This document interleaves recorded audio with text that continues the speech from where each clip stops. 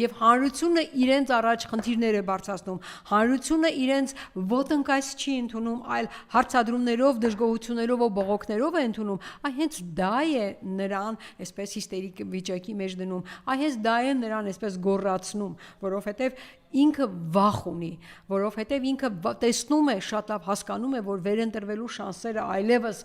զրոյական մակարդակի են, իսկ այդ չվերընտրվելու պարագայում թուրք-ադրբեջանական տանդեմի առաջ խոստումների չկատարման դիմաց պատիժներ իրենց համար սարսափելի են։ Այ հենց դրա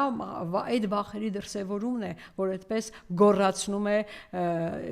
Նիկոլին եւ նրա թիմակիցներին, եւ նրանք ժողովրդի հետ այլևս սկսել են խոսել այսպես հատ-հաթայով, այսպես ասած, ինչը մենք իզուր ենք ձեր համար փողոցներ սարքում, մենք իզուր ենք ձեզ համար մանկապարտեզներ սարքում, եւ այսօր էլ կառավարության նիստում մի ավելի կատաստրոֆիկ հայտարարություն է